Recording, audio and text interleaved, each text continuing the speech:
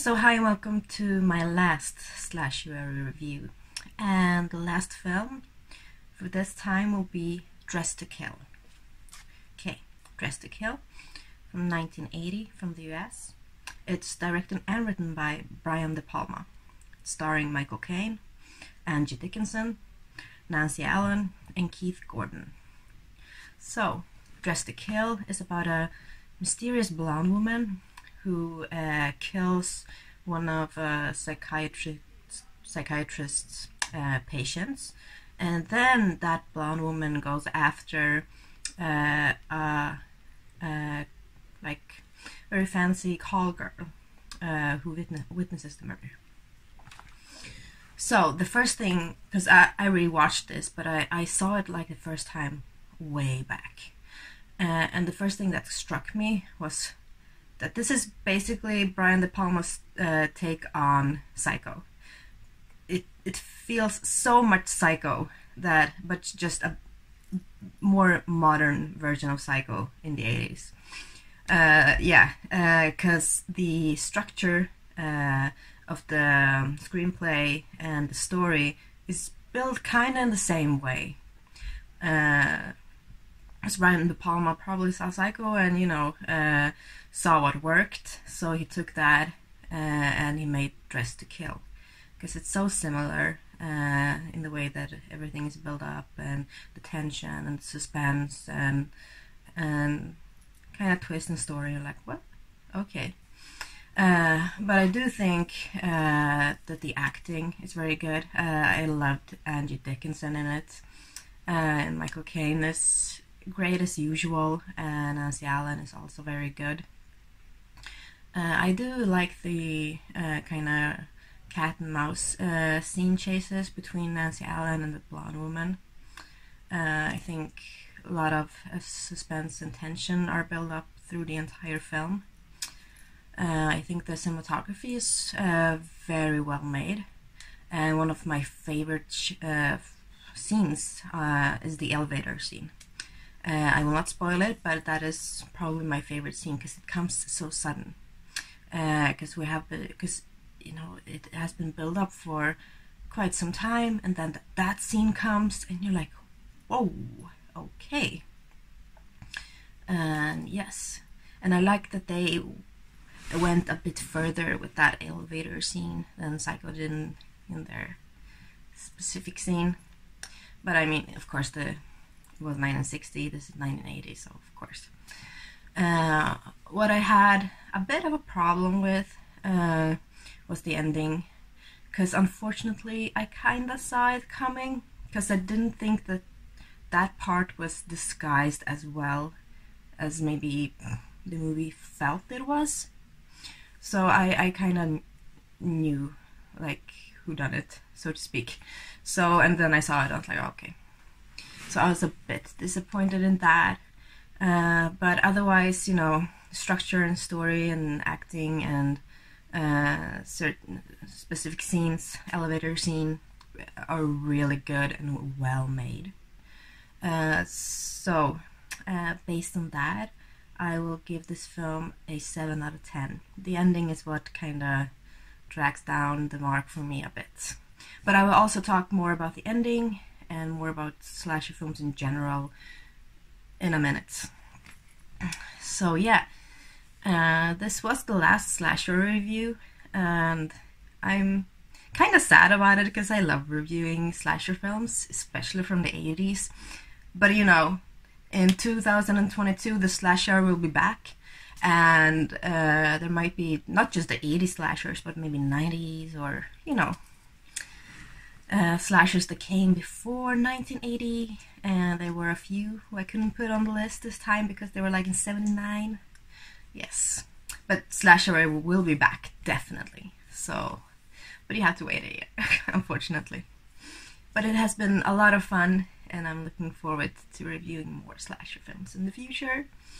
So thank you for watching, and I will talk a bit about the slasher genre in general right now. So I will spoil some things about Dressed to Kill and also Sleepaway Camp. So if you haven't seen it, turn off this review right now.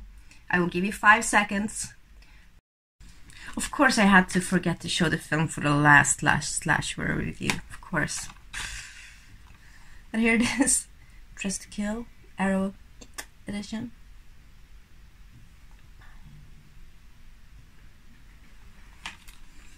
Five, 4, 3, 2, 1. Okay. So, as I mentioned with Dressed to Kill, you probably have seen it if you're still watching this. You know, the ending, it ends with Michael Caine's character, the psychiatrist, also being the killer. Because he dresses up as a female, because I think he wants to have the procedure to be done to be a female, but he gets denied or something like that. It makes him very angry. So here we have that twist, kind of transgender twist, as I've heard the term being used, and that is also the twist being used in Sleepaway Camp. And I do find that twist to be a bit problematic, because those two aren't the only films that have used it. A lot of films in the 80s did, also Blade in the Dark, and yeah, and a few others. And growing up, and when I saw Sleepaway Camp, I think I was maybe 13 or 12, and that scene came, and at that time I didn't really see any problems with it, because I didn't think that, oh, so she's a transgender or whatever I would call it at that time, and that's why she must be crazy. No, I never saw it that way. But now, looking at it now, I realize that that kind of a twist is definitely problematic. And I can imagine that in the 80s, that this particular group were struggling a lot to even be accepted, and being portrayed in that way in movies, especially in slasher films that were so popular. I can see that it could be very problematic, and it could feel like they were being kind of alienated even more. And so I do think that is a twist that is not particularly good to use at all, because it paints out this particular group of people as, you know, weirdos and people who kill, and, you know, people who have mental issues because of that. And I do think it's wrong, because I don't see them at all like that. So yeah, that twist has always bothered me a bit, because when I say that I love the twist in Sleepaway Camp, it's not because they chose this particular twist. It's because of the build-up, that I did not see that coming. Just like in Saw, I did not see that coming, and that is why I like it so much. I don't care what kind of a twist it would have been, but just if I have no clue what it's going to be, then it's a good twist, no matter what kind of twist it is. But yeah, so with that said, I do feel that that twist is problematic, and I hope that filmmakers don't see the need to use it anymore in films, because it has been overused, and it causes a lot of problems and hurt for a lot of people. And, you know, I'm always trying to get more educated, get more informed.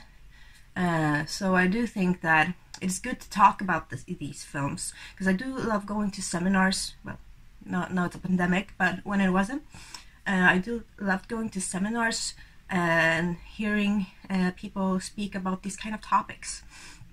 So I do think that we need to address these things, and, you know, show these films, and maybe talk about why do you see a problem here. And yeah, because I think the more we talk, the more we are informed and educated, the more we learn, and, you know, can be more accepting and understanding, inclusive.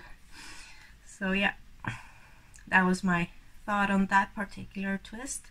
And then also, you know, the slasher genre as a whole has always been kind of critiqued for being, you know, portraying women in a certain way, in a negative way. And I mean, of course, slasher films are known for, you know, bloody kills and nudity, basically. But yeah, I have to kind of disagree, because I think the slasher genre really gave birth to the strong, independent female, you know, the final girl, who is strong and smart, and she defeats the killer. So yeah, she's a heroine, and I think that is amazing. And so I don't see the slasher genre as something negative towards women at all. I mean, of course, they had some, you know, characters that were kind of cliche and stereotypical, but so were the guys' characters.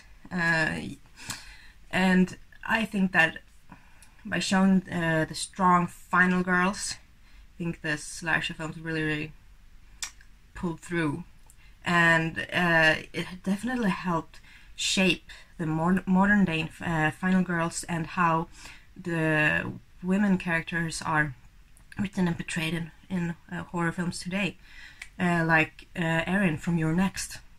I mean, she's amazing. That is an amazing, well-written character, and that wouldn't have happened without, like, you know, the old slasher films. So I think that slasher movies definitely have had a positive involvement and outlook on the female characters in horror movies, definitely, in a super good way. So yeah, that was my little talk about the slasher films in general, positive and negative. So, you know, you can share your thoughts with me. How do you feel about these subjects? And what do you think about the film, Dressed and Kill? So let me know.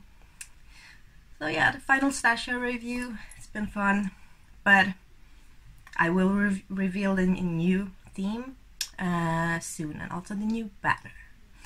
So stay with me. Bye.